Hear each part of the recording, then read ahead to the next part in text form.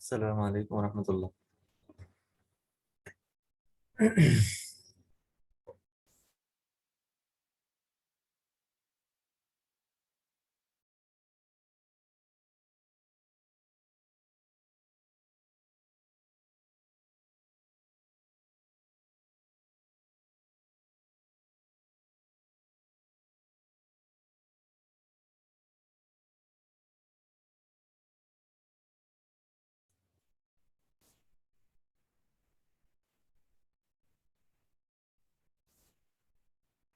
جی ہم جی آواز آ رہی ہے؟ ہم جی آ رہی ہے۔ ٹھیک ہے، جزاک اللہ۔ ہم بات شروع کرتے ہیں۔ آج کا ٹاپک بھی بہت امپورٹنٹ ہے اور ٹائم بھی ہمارے پاس کم ہے۔ اچھا، تو بغیر ٹائم ضائع کیے ہم یہ دیکھ لیتے ہیں کہ آپ کو یاد ہوگا کہ اس کورس کے پہلے ہی ہفتے کی کلاس میں ہم دو نتیجوں پر پہنچے تھے۔ پہلا نتیجہ آپ اسکرین پر دیکھ رہے ہیں کہ انسان کو اپنی فطرت تلاش کرنے کے لیے جس اسٹینڈرڈ کی ضرورت ہے وہ دین ہے۔ یہ انسانی فطرت کا سب سے بڑا تقاضا دین پر چلنا ہے، اور اس سے پہلے ہم نے یہ پڑھا تھا کہ تمام تر کامیابیوں کو حاصل کرنے کے لیے ہمیں دین کے مطابق ہونا ہے، اور اس کے ساتھ ہم نے یہ بھی پڑھا تھا کہ جس اسٹینڈرڈ اور معیار کی ضرورت ہے وہ دین ہے۔ اور دوسرا نتیجہ کامیابی کے اعتبار سے تھا، وہ بھی آپ اسکرین پر دیکھ سکتے ہیں۔ اچھا، تو وہ بھی اسکرین پر دیکھیں کہ ایک مکمل کامیابی انسان کی اسلام ہی میں رکھی گئی ہے۔ یہ ہم ان دو نتیجوں پر پہنچے تھے اپنے پہلے ہفتے کی کلاس کے بعد۔ اور انسانی فطرت کا سب سے بڑا مطالبہ روح کی غذا مکمل مہیا کرنا ہے، اور روح کی غذا دین ہے۔ پھر ان دونوں نتیجوں سے ہم نے خود سے دو آبجیکشنز نکالے۔ پہلا کامیابی کے بارے میں تھا، جس کو ہم اللہ کی توفیق سے اچھی طرح سمجھ گئے ہیں پچھلے ہفتے کی کلاس میں، اور دوسرا آبجیکشن یا دوسرا اشکال یا دوسری الجھن یہ تھی کہ اگر اسلام ہماری ضرورت بن چکی ہے، کیونکہ کامیابی بھی اسی میں ہے، روح کی غذا بھی اسی میں ہے، اور فطرت کو تلاش کرنے کا معیار بھی اسلام ہی میں ہے، تو پھر اسلام کیا ہے؟ ٹھیک، پھر اسلام کیا ہے؟ یہ اسکرین آپ دیکھیں۔ اس آبجیکشن کو ہم نے اس وقت بھی اسکرین شیئرنگ اس کی تھی کہ پھر اسلام کیا ہے، دین پر کیسے عمل کریں، ہم دین کس سے سیکھیں، اور دین میں اختلاف کیوں ہے، حق پر کون ہے، ہمیں کس سے دین سیکھنا چاہیے، کس سے ہمیں اپنے مسائل کو حل کروانا چاہیے، اور دین کے بارے میں رہنمائی ہمیں کس سے لینی چاہیے۔ تو اس کو بھی آپ بورڈ پر ملاحظہ کر سکتے ہیں۔ آج انشاءاللہ ہم اللہ تعالیٰ کی توفیق سے اسی آبجیکشن کو سولو کریں گے۔ تو آج کے اس ٹاپک کی اہمیت اور امپورٹنس وہ سامعین زیادہ سمجھ سکیں گے جن کو اس سے واسطہ پڑا ہو، یا یہ الجھن کبھی ان کے ذہن میں اٹھی ہو، یا پھر کبھی ان کے تجربے یا مشاہدے میں یہ کنفیوژنز گزری ہوں جو آج ہم حل کرنے جا رہے ہیں۔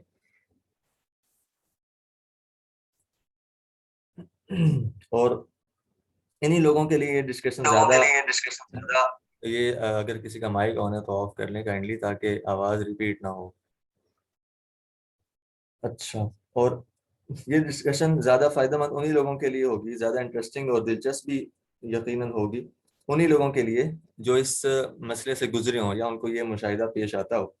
اسی عنوان کی اہمیت کے بارے میں ہم کچھ بات کرتے ہیں، تاکہ جو ہم اپنے موضوع پر بات کریں تو ہمارا دل دماغ جلدی جلدی الفاظ کو سن کر اپنے اندر اس پورے کانسیپٹ کو سیو کر لے، ورنہ ہم سن تو لیں گے لیکن شاید اس کا بینیفٹ ہم مکمل حاصل نہ کر سکیں۔ امپورٹنس کو سمجھنے کے لیے ہم دو ڈویژنز کرتے ہیں، دو تقسیمات کرتے ہیں اپنے پاس۔ بیچ میں ایک ضروری چھوٹی سی بات یاد دہانی کے طور پر دوبارہ بتا دیتا ہوں کہ دیکھیں، وقت تو ہم نے نکال نہیں لیا الحمدللہ اللہ کی توفیق سے، یہ آدھا گھنٹہ ہم نے نکال لیا۔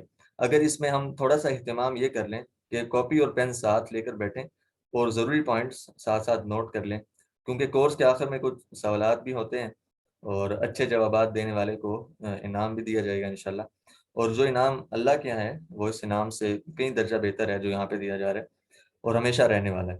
وما عند اللہ خیر و ابقا، جو اللہ تعالیٰ کے پاس ہے وہ دنیا کی چیزوں سے بھی زیادہ بہتر ہے اور ہمیشہ رہنے والا بھی ہے۔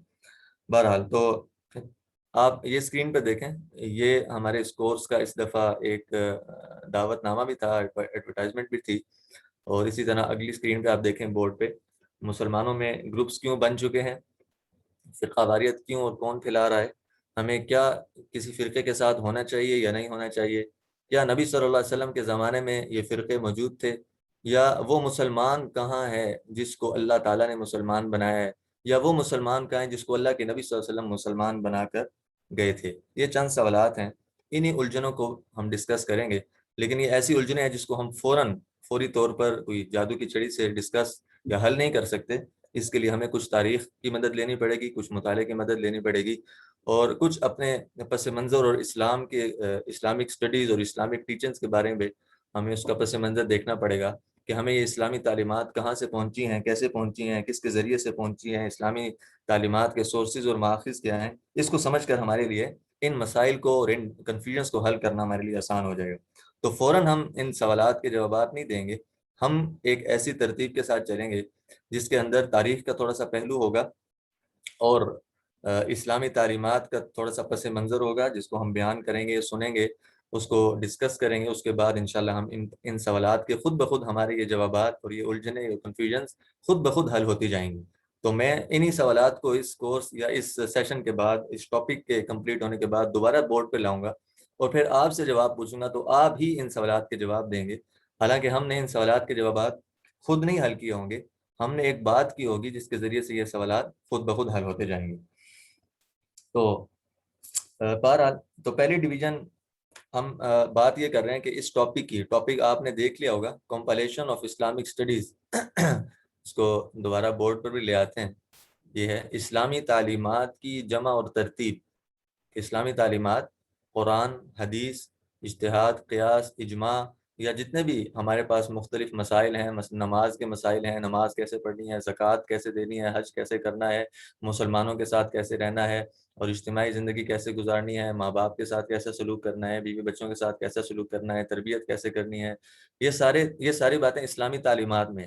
سوال یہ ہے کہ یہ جتنی تعلیمات ہم تک پہنچی ہیں، یہ کس کے ذریعے سے پہنچی ہیں، ان کی یہ جمع کیسے ہوئی، اس کی ترتیب کیا ہے، اس کی تاریخ کیا ہے، یہ اللہ تعالیٰ نے ہم تک کیسے پہنچائی ہیں، اس کے بارے میں ہم انشاءاللہ بات کریں گے۔ تو اس کی اہمیت کے بارے میں ہم بات کر رہے ہیں سب سے پہلے۔ بہرحال تو پہلی ہم 2 ڈویژنز کرتے ہیں اس کی اہمیت سمجھنے کے لیے۔ پہلی ڈویژن میں ہم یہ لکھتے ہیں کہ ہمیں کنفیوژنز ہیں۔ ان میں سے بعض کو آپ بورڈ پر دیکھ سکتے ہیں، بعض کو آپ نے بورڈ پر دیکھ بھی لیا، یہی ہمیں الجھنے ہیں جن کو ہم حل کرنا چاہتے ہیں۔ اچھا، پہلی تو یہ ڈویژن ہے، پہلی یہ تقسیم ہے، اور دوسری تقسیم اور دوسری ڈویژن ہم ایگزامپلز یعنی حقیقی مثالیں دیکھتے ہیں۔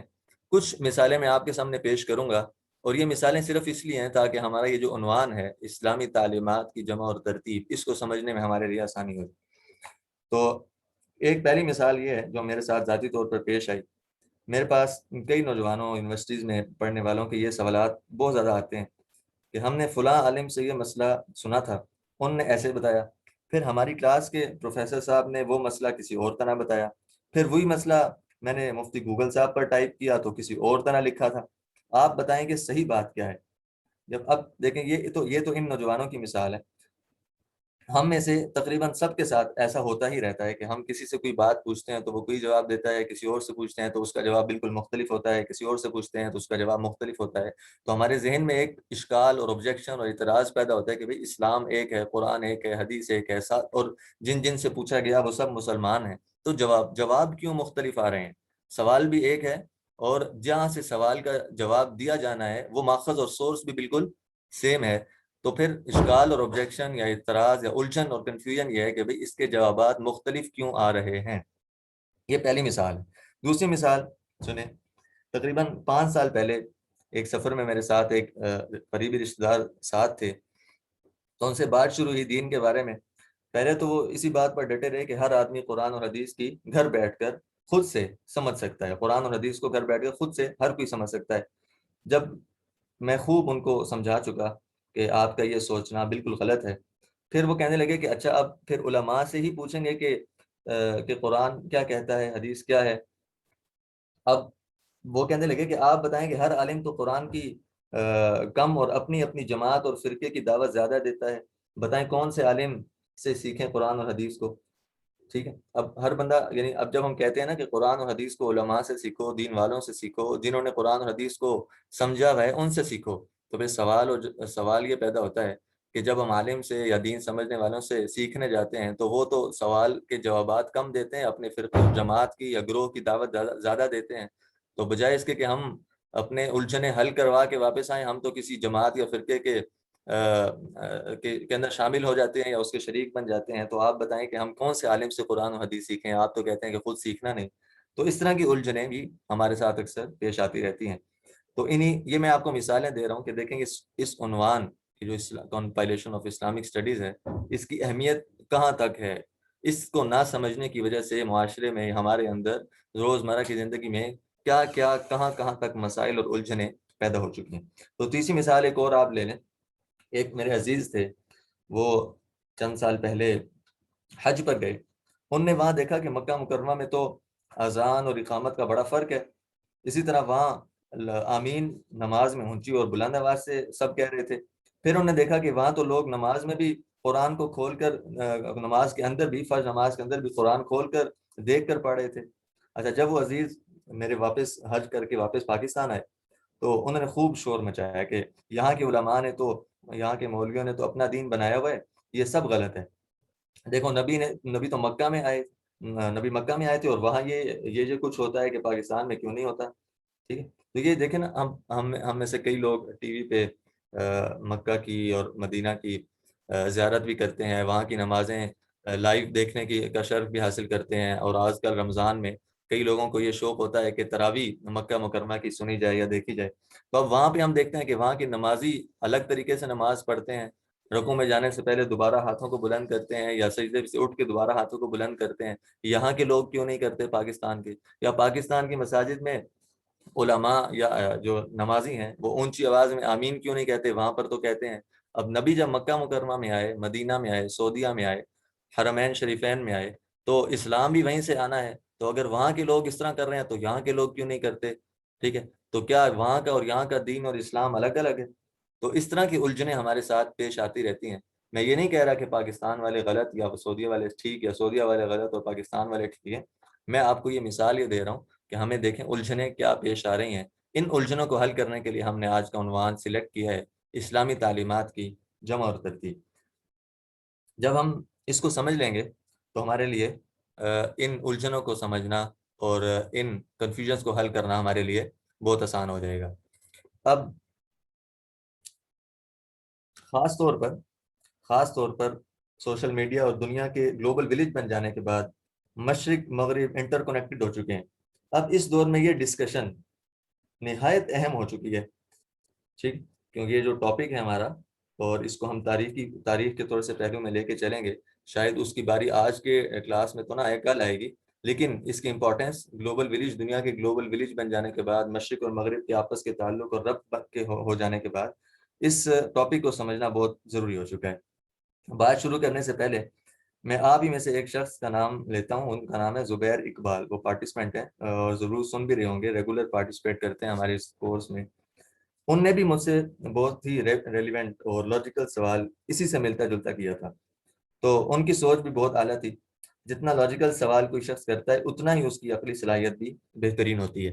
تو انہوں نے بھی یہی سوال کیا تھا کہ ہر انسان کی صلاحیت الگ الگ ہے، اور ہر انسان اپنی صلاحیت کے مطابق ہی دین سمجھ سکتا ہے، تو اب اگر کوئی انسان غلط سمجھ رہا ہے تو اس کے اوپر پکڑ کیوں ہے، یا وہ کس سے جا کے سیکھے؟ علماء کو بھی تو غلطی ہو سکتی ہے، اور جیسے قرآن پاک کی آیت ہے وَفَوْقَ كُلِّ ذِي عِلْمٍ عَلِيمٌ، ہر علم کے اوپر ایک علم ہے، ہر علم کبھی محدود نہیں ہے، لمیٹڈ نہیں ہے، ہر علم کا کوئی جو ہے نا، کسی بھی علم کا، کسی بھی نالج کی کوئی حد نہیں ہے، کوئی لمٹ نہیں ہے، لامحدود علم ہے۔ اب اگر کسی انسان کو یا کسی عالم کو یا کسی اسکالر کو کسی بات کا علم نہیں ہے، اور ایک عام آدمی اس سے کوئی بات یا کوئی سوال کرتا ہے اور وہ اس کو کوئی جواب دے دیتا ہے، تو ہو سکتا ہے وہ جواب غلط بھی ہو، تو اب عام انسان کی کیا ذمہ داری ہے کہ وہ دین کس سے سیکھے؟ وہ خود تو اس کی سمجھ نہیں رکھتا۔ اب اسکالرز اور علماء میں علم کی کمی بھی ہو سکتی ہے، زیادتی بھی ہو سکتی ہے، تو وہ صحیح اور معتبر علماء کہاں سے ڈھونڈ کر لائے؟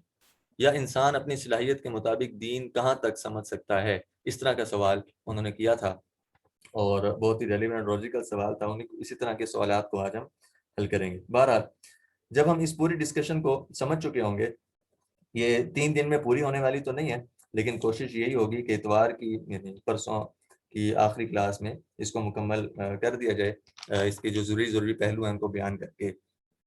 تو خیر، اس ڈسکشن کے مکمل ہو جانے کے بعد جو ہمیں بینیفٹس اور فوائد حاصل ہو سکتے ہیں ہم کو آپ بورڈ پر دیکھ سکتے ہیں۔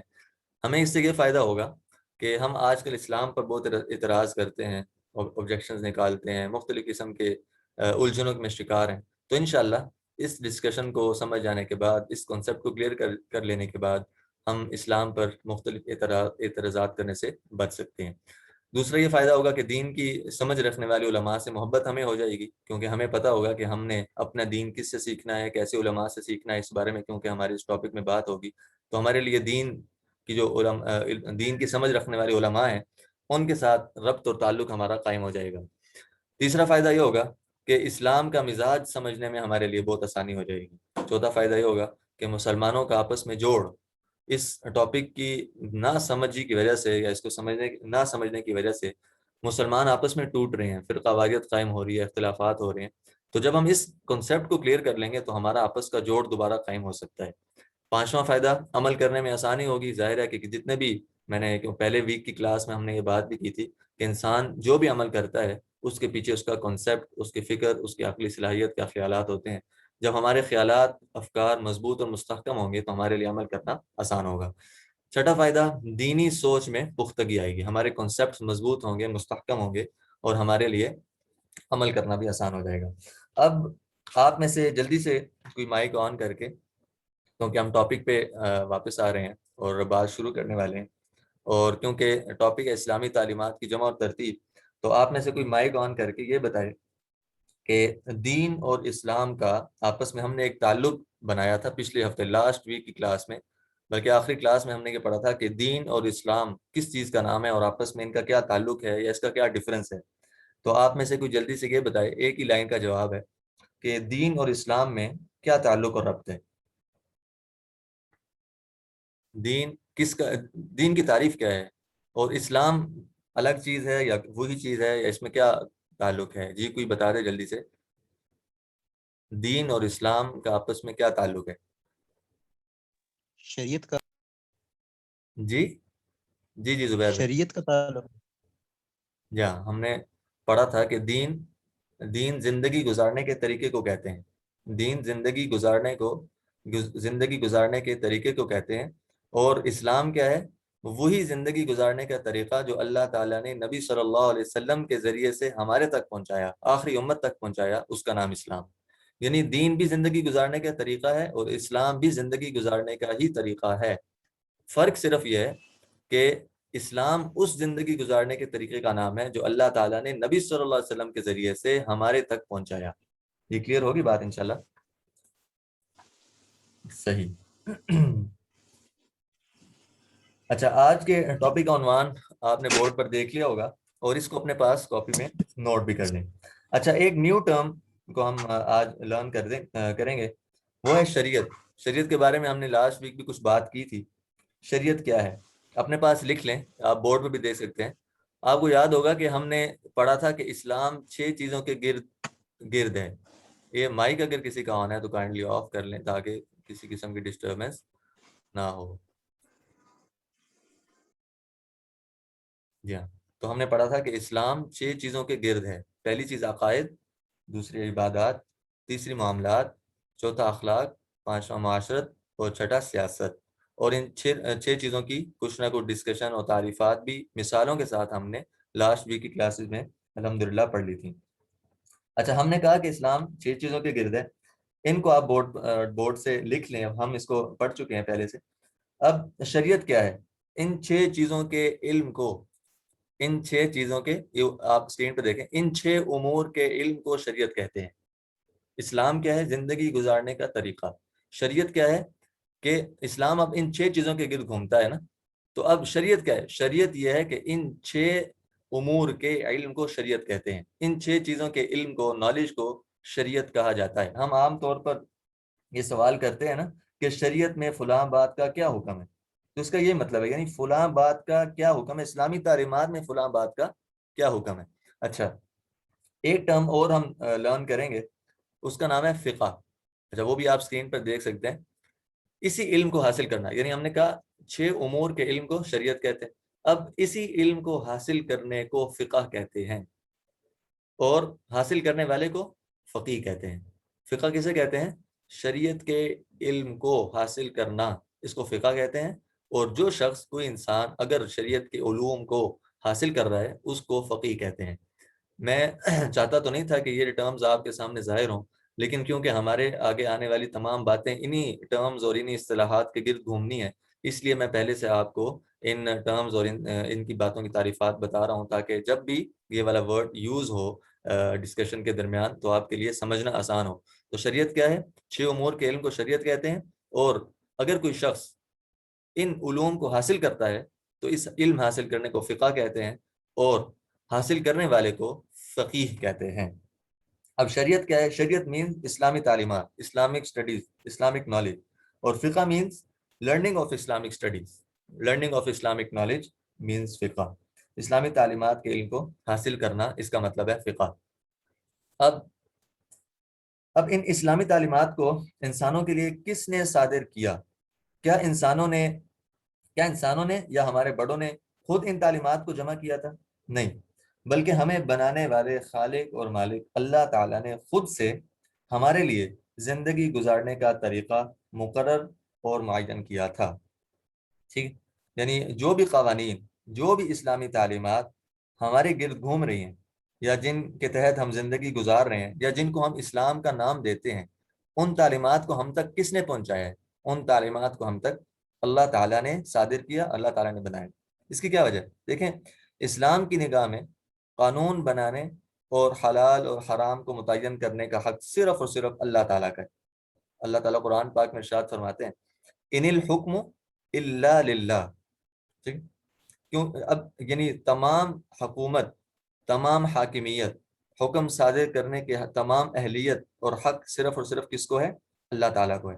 قانون، اس آسان بات اس کی ترجمہ یہ کہ قانون بنانے کا حق صرف اور صرف کس کو ہے؟ اللہ تعالیٰ کو ہے، کیونکہ پوری انسانیت کے لیے وہی ذات نظام حیات کو طے کر سکتی ہے، جو ایک طرف پوری کائنات کے بارے میں باخبر بھی ہو، اور پوری انسانیت کے جذبات اور احساسات اور اس کی خواہشات و ضروریات، یعنی اس کے نفع و نقصان اور اشیاء کے نتائج اور اثرات، ہر طرح سے کائنات کی ہر چیز سے واقف ہونا بہت ضروری ہے اس ذات کے لیے جو اس کائنات کے نظام کو قانونی شکل دینے والی ہے۔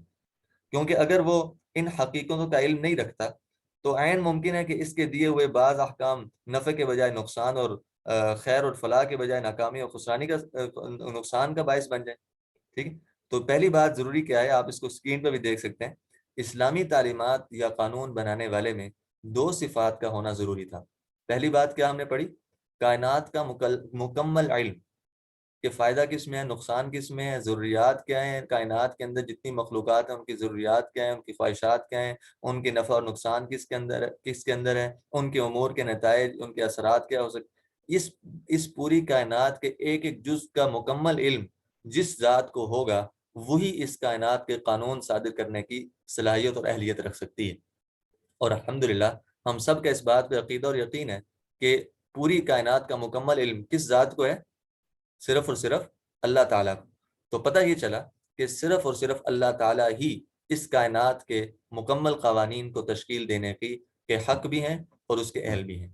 تو اور کوئی قانون اس لائق نہیں ہے کہ اس کائنات کا قانون اس کے ہاتھ میں دیا جائے کہ وہ اس کائنات کا قانون بنائے۔ اچھا، دوسری صفت اور دوسری اہلیت کیا ہونی چاہیے ایسی ذات کے اندر؟ دوسری طرف وہ تمام انسانی طبقات کے ساتھ عدل اور انصاف کا برتاؤ کر سکتا ہو، یعنی کالے گورے، امیر غریب، مرد عورت، رنگ نسل، ہر اور زبان اور وطن کی بنیاد پر ان کے درمیان کوئی تفریق وہ نہ ہو سکتی۔ ایسی ذات صرف اور صرف کس کی ہے؟ خدا ہی کی ہو سکتی ہے، کیونکہ وہ اللہ تعالیٰ اپنے بارے میں کیا فرماتے ہیں کہ اللہ تعالیٰ علیم بھی ہے اور خبیر بھی ہیں، اور عادل بھی ہیں اور منصف بھی ہیں۔ انسان یہ دعویٰ نہیں کر سکتا کہ وہ کائنات کی تمام اشیاء کے فائدہ اور نقصان اور پوری انسانیت کے مختلف جذبات اور احساسات سے واقف ہے، بلکہ وہ تو اپنے آپ سے بھی پوری آگاہی کا مدعی نہیں ہو سکتا۔ اور ہر انسان چونکہ کسی خاص رنگ اور نسل، خاندان اور کنبے اور زبان اور علاقے کی وابستگی کے ساتھ ہی پیدا ہوتا ہے، اور یہ وابستگی اور تعلق اس میں فطری طور پر ترجیح اور وفاداری کا ذہن پیدا کر ہی دیتا ہے۔ اس لیے کسی انسان یا کسی بھی انسانی گروہ کے بارے میں یہ بات نہیں سوچی جا سکتی کہ وہ تمام انسانوں کے ساتھ بالکل برابر طریقے پر عدل اور انصاف کا برتاؤ کر سکتا ہے۔ اگر ایسا ممکن ہوتا تو زبان اور وطن اور نسل اور رنگ کی بنیاد پر جو ہمارے ہاں جغرافیائی تقسیم پائی جاتی ہے وہ نہ ہوتی۔ اس لیے خدا کا بھیجا ہوا قانون انسانی قانون کے مقابلے میں یقیناً بالکل واضح اور مکمل عدل و انصاف پر مبنی ہے۔ تو دوسری صفت کیا ہونی چاہیے ایسی ذات کے اندر جو اس کائنات کے قانون کو اس کائنات کے قانون کو تشکیل دے؟ اس کے اندر کائنات کے ساتھ مکمل عدل اور انصاف۔ یہ اپنے پاس دونوں پوائنٹس نوٹ کر لیجئے۔ پہلی صفت کیا ہونی چاہیے؟ کائنات کا مکمل علم ہونا چاہیے ایسی ذات کے اندر، اور دوسری بات کیا؟ کائنات کے ساتھ مکمل عدل اور انصاف۔ اور ہم نے یہ پڑھ لیا کہ یہ دونوں باتیں انسانوں میں سے کسی کے ساتھ بھی نہیں ہو سکتی۔ کس کے ساتھ ہو سکتی ہیں یہ دونوں صفات؟ یہ دونوں صفات صرف اور صرف میرے اور آپ کے خالق اور مالک اللہ تعالیٰ کے اندر موجود ہیں۔ تو علم ہوا کہ اس کائنات میں اگر کوئی مکمل قانون بنانے کا دعویٰ کر سکتا ہے، ایسا قانون جس میں کوئی کمی نہ ہو، جس میں کسی تبدیلی کا خوف نہ ہو، جس سے ہر کسی کو یعنی اپنی زندگی گزارنے کی مکمل گائیڈنس مل سکے، وہ قانون بنانے پر قادر صرف اللہ ہے۔ اور اس قانون کا نام صرف اور صرف اسلام ہے۔ نہ تو وہ برٹن لا ہے، نہ وہ کوئی امریکن لا ہو سکتا ہے، نہ وہ کوئی مارش لا ہو سکتا ہے، کوئی قانون، نہ کوئی رومن لا ہو سکتا ہے، کوئی بھی قانون۔ یہ سب قوانین جن کا میں نام لے رہا ہوں فیل ہو چکے ہیں۔ ان میں آئے دن تبدیلیاں ہوتی ہیں، اور ہر اگلا رول پچھلے رول کے نقائص کو، کمیوں کو ظاہر کرتا ہوا چلا جاتا ہے، کیونکہ یہ سب انسان کے بنائے ہوئے قوانین ہیں۔ اور انسان میں قانون بنانے کی دونوں صفات موجود ہی نہیں ہیں۔ نہ تو مکمل کائنات کا علم ہے، اور نہ ہی وہ سب کے ساتھ عدل اور انصاف کر سکتا ہے۔ اب اگلا سوال یہ پیدا ہوتا ہے کہ اگر یہ قانون اور یہ شریعت اور یہ اسلامی تعلیمات اللہ نے ہی صادر کرنی تھی تو پھر انبیاء کو کیوں بھیجا گیا؟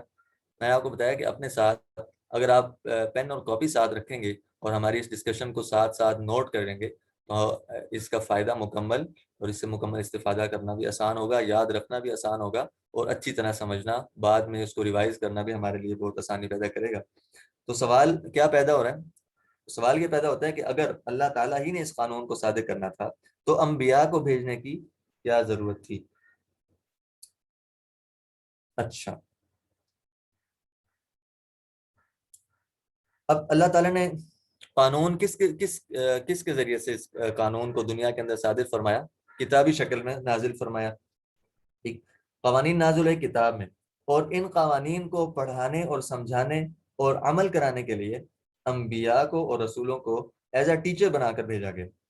کوئی بھی شخص بغیر ٹیچر کے نہ ڈاکٹر بن سکتا ہے، نہ انجینئر بن سکتا ہے، بلکہ انسان تو بغیر کسی معلم اور مربی کے انسان بھی مکمل نہیں بن سکتا۔ تو یہ انبیاء ہمارے ٹیچرز ہیں جو اللہ کے قوانین ہمیں پڑھاتے ہیں۔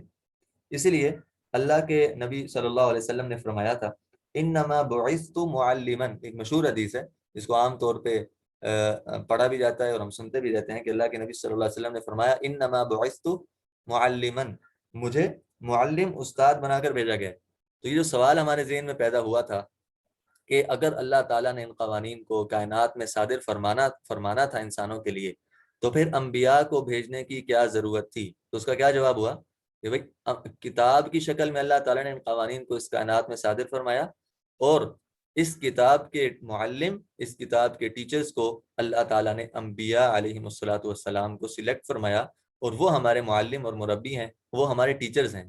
جیسے ہم کسی بھی فن کو، کسی بھی قانون کو، کسی بھی رول کو، کسی بھی علم کو، کسی بھی نالج کو ہم بغیر مربی اور معلم اور ٹیچر کے نہیں سمجھ سکتے، اسی طرح وہ قانون جو پوری کائنات کو سامنے رکھ کر بنایا گیا ہے، جس کے اوپر کامیابی یا ناکامی کا دار و مدار ہے، اس قانون کو سمجھنے کے لیے بھی ہمیں اپنی عقل، جیسے ہم پہلے پڑھ چکے تھے انسان کی عقل کیا ہے؟ ناکافی ہے۔ حواس خمسہ بھی کیا ہے؟ محدود ہیں۔ اور یہ دونوں اسلامی شریعت کو سمجھنے کے لیے ناکافی ہو چکے ہیں، اور ہمیں کس چیز کی ضرورت ہے؟ کس سٹینڈرڈ کو، کس کو ہم نے معیار بنایا تھا کامیابی کے لیے؟ وحی کو۔ اور وحی کیا ہے؟ جو انبیاء علیہ الصلوۃ والسلام کے ذریعے سے اللہ تعالیٰ اس کائنات میں بھیجتے ہیں۔ تو پتہ یہ چلا کہ انبیاء علیہ الصلوۃ والسلام کا ہونا ضروری تھا، اور ان کے بغیر ہم کبھی بھی اس قانون کو، اس کائنات کو، اس اسلامی تعلیمات کو سمجھ نہ سکتے، کبھی بھی قادر نہ ہوتے، عاجز رہتے، اور یہ قانون ہمارے لیے کامیابی کا ذریعہ اور سبب نہ بن سکتے جب تک انبیاء علیہ الصلوۃ والسلام نہ آتے۔ اب ہم نے دو باتیں پڑھ لی۔ پہلی بات کیا پڑھی؟ پہلی یہ کہ اسلامی تعلیمات کو جاری کرنے والے، صادر کرنے والے، ان کو بنانے والے صرف اور صرف کون ہیں؟ اللہ تعالیٰ ہیں۔ دوسری بات کیا پڑھی؟ کہ ان اسلامک سٹڈیز کو انسانوں تک پہنچانے اور سمجھانے کے لیے اللہ تعالیٰ نے نبی کو بھیجا ہے۔ میری بات پہلے کہ اللہ تعالیٰ نے ہمارے لیے جو قانون بنایا ہے، اس کے کیا کیا سورسز ہیں؟ ہم کیا کہہ سکتے ہیں کہ کسی بات کو معلوم کرنے کے لیے، یعنی دو باتیں ہم نے پڑھ لی نا، اب سوال یہ پیدا ہوتا ہے کہ اللہ تعالیٰ نے اسلامی تعلیمات کے سورسز کیا بنائے ہیں؟ اللہ تعالیٰ نے قانون جاری کر دیا، اسلامی تعلیمات جاری کر دی، اور نبی کو بھی بھیج دیا، نبی کو ٹیچر بنا کر بھیج دیا، اسلامی تعلیمات اور قانون کا ذریعہ بنا کر بھیج دیا۔ اب اللہ تعالیٰ نے ان اسلامی تعلیمات، اسلامک اسٹڈیز کے سورسز کیا بنائے ہیں؟ ہم کیا کہہ سکتے ہیں کہ کسی بات کو معلوم کرنے کے لیے، گائیڈنس لینے کے لیے ہمیں کہاں پر سرچ کرنا ہوگا؟ کیا اللہ تعالیٰ نے گوگل، یوٹیوب اور رمضان اسپیشل پروگرامز کو ہمارے لیے اسلامی تعلیمات حاصل کرنے کا ذریعہ بنایا ہے؟ کیا کوئی ایسی حدیث ہے جہاں آیا ہو کہ فلاں مسئلہ سمجھ میں نہ آ رہا ہو تو کسی بھی اسکالر کا کوئی بھی کلپ سن لو اور اس پر عمل کر لو، کافی ہو جائے گا؟ ٹھیک، اس ہیڈنگ کے تحت ہم ان باتوں کی تشریح کریں گے۔ تو آپ اپنے پاس ہیڈنگ دیں، تیسری ہیڈنگ ہمارے اس ٹاپک کی، اسلامی علوم کے ذرائع، the sources of Islamic studies, Islamic teachings کے ذرائع کیا ہیں، ہمارے تک یہ اسلامی تعلیمات کن سورسز کے ذریعے پہنچی ہیں، یہ ہیڈنگ آپ اپنے پاس دے، اس کو ہم ابھی پڑھتے ہیں۔ تو اس میں پہلی بات تو وہی ہے کہ اللہ تعالیٰ نے نبی کو ہمارے لیے اپنے قوانین کو بھیجنے کا ذریعہ بنایا۔ تو نبی صلی اللہ علیہ وسلم ہمارے لیے دو سٹیٹس رکھتے ہیں، ٹھیک ہے؟ پہلا سٹیٹس کیا ہے؟ پہلا سٹیٹس تو اللہ تعالیٰ کے اعتبار سے، یعنی قرآن، جو کہ ڈائریکٹ اللہ کی طرف سے ہے، اس کو پہنچایا ہم تک کس نے پہنچایا؟ نبی صلی اللہ علیہ وسلم نے پہنچایا۔ اور اس کے ساتھ دوسرا سٹیٹس اللہ کے نبی ہمارے لیے کیا رکھتے ہیں؟ دوسرا سٹیٹس نبی کا ہے نبی کی ذات۔ آپ بورڈ پر دیکھ سکتے ہیں،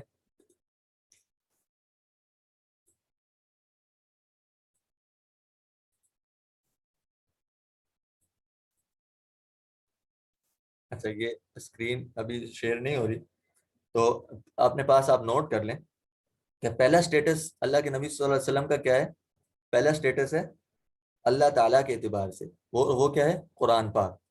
اور دوسرا سٹیٹس کیا ہے؟ دوسرا سٹیٹس اللہ کے نبی صلی اللہ علیہ وسلم کا خود اللہ تعالیٰ اپنے نبی صلی اللہ علیہ وسلم کی ذات مبارک ہے۔ اچھا، اب جس طرح اللہ تعالیٰ نے قرآن کو اس کائنات کے لیے قانون کی حیثیت، بہت ضروری بات کرنے جا رہا ہوں میں، جس طرح اللہ تعالیٰ نے قرآن کو اس کائنات کے لیے قانون کی حیثیت دی ہے، اسی طرح اللہ تعالیٰ نے نبی کو بھی اس کائنات میں قانون کی حیثیت دی ہے، ٹھیک ہے؟ جس طرح اللہ تعالیٰ نے اس کائنات میں قرآن کو قانون کی حیثیت دی ہے، اسی طرح اللہ تعالیٰ نے نبی صلی اللہ علیہ وسلم کی ذات کو بھی کس کی حیثیت دی ہے؟ قانون ہی کی حیثیت دی ہے۔ یعنی احکام شریعہ کا دوسرا مخرج یا دوسرا سورس کیا ہو سکتا ہے؟ رسول اللہ صلی اللہ علیہ وسلم کی ذات ہو سکتی ہے۔ آپ صلی اللہ علیہ وسلم کے ارشادات، آپ کا عمل، نیز وہ قول اور فعل جو آپ کے سامنے۔ اچھا، ابھی یہ ضروری بات یہ بیچ میں کہ ہماری یہ میٹنگ اینڈ ہونے والی ہے، اور کیونکہ ٹائم ہمارا ہو گیا، لیکن جب تک ہم کم از کم جتنا آج پڑھنا ہے اس کو کمپلیٹ نہ کر لیں، کلاس سے نہیں جاتے، تو یہ میٹنگ اینڈ ہو جائے گی، تو آپ اس کو دوبارہ اس میں شامل ہو جائیں تاکہ ہمارا یہ جو ٹاپک ہے آج کا، ہم اس کو کمپلیٹ کر لیں۔ میٹنگ اینڈ ہونے والی ہے، یہ اینڈ ہو جائے گی، آپ دوبارہ لنک پہ کلک کریں اور دوبارہ اس کلاس میں شامل ہو جائیں۔